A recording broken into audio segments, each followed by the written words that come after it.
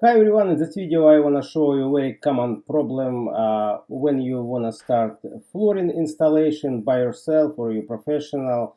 So when you take straight edge to check how is your floor level or not, any bumps, humps, and you can find some low spots.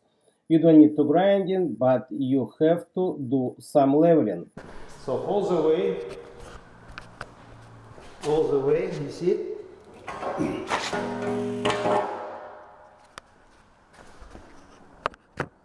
If you see it,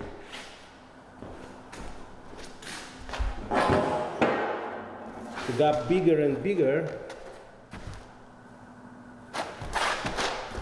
You see here?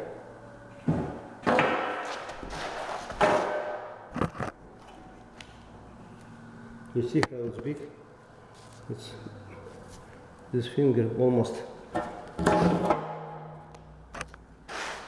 It's going all the way. To avoid moving floor up and down and when you walk, and if you want to use your floor so long, we have to fill up this gap. What we have to do, we can use self-leveling compound, make it level without any spot. I just put foam here, put caulk to avoid leaking, because low spot only on the middle, and I don't have to worry about sides. You need foam, hammer tacker, and caulk.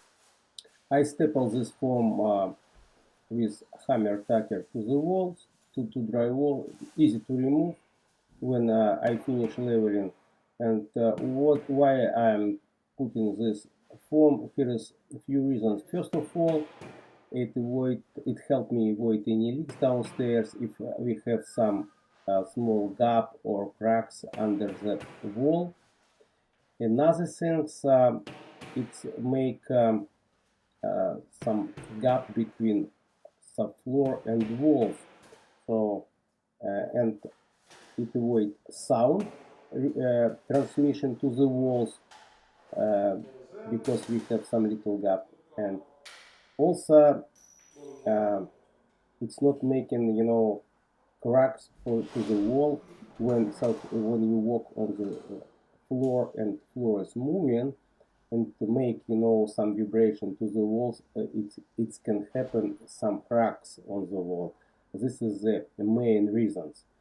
So yeah, I saw many times when the people just put leveling compound, sometimes half inch, sometimes more, and it's attached to the wall. I don't know is it okay or not, but for sure sound transmission will be from the wall, from the floor to the wall 100%, and people will be complaining in other rooms, they hearing everything what you drop to the floor. In this video I'm not give you any recommendation, it's just I'm showing my experience, what I'm doing, and it's not rules for you, just watch. Other very important steps, you need to put primer. What's the reason for the primer? Primer make better bonding to subfloor any self-leveling compound. So when you choose self-leveling compound, for example, if you're using Mapei like I am using, you have to use Mapei primer, which is recommend. You can take any self-leveling bags. There is a recommendation what kind of primer you have to use. In this particular video I'm using L primer. This primer is green color, it's for any concrete subfloor fitted. So if you're using, for example, Laminate or another, you have to use special primer. Don't mix primers. So when primer dry, we can start leveling.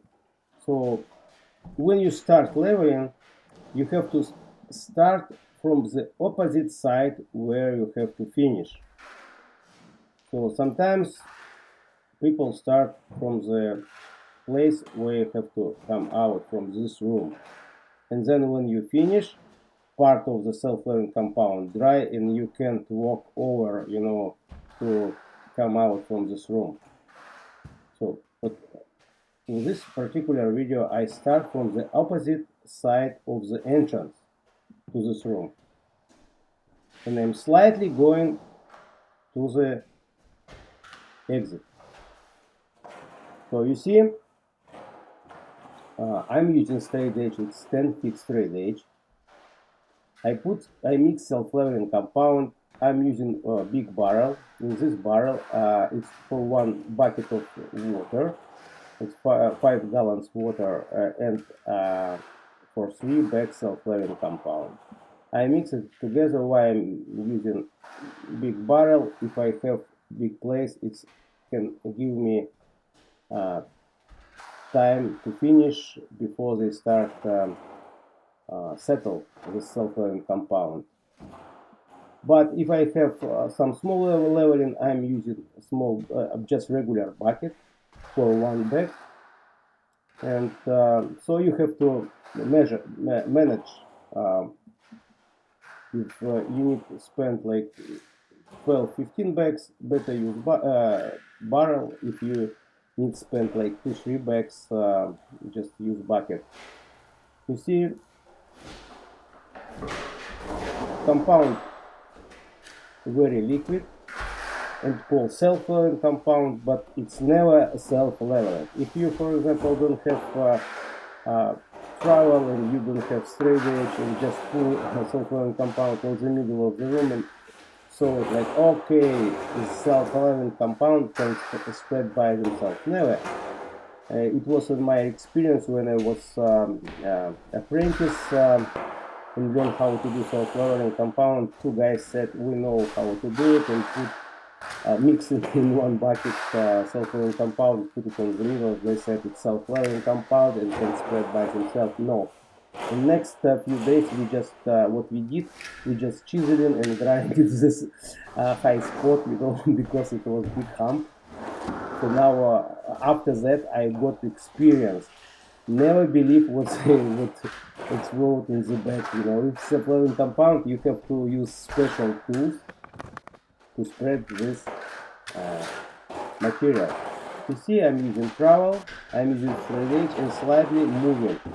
When I spread self-leveling compound, sometimes I'm doing twice or 3 times. I'm moving straight edge from 1 wall to another wall. It's make nice mirror on the surface. You see how it's nice. Usually they need to use after this, when you're moving twice up straight edge, you don't have to use spike roller, but in this video I'll show you. So when I level the straight edge, I'm just using roller. What the roller do? Roller spreads self-leveling compound very good, take out of bubbles. You see how it's nice on surface. I hope this video was helpful. If you have any question, don't hesitate to ask me. I always answer you. See you on next video.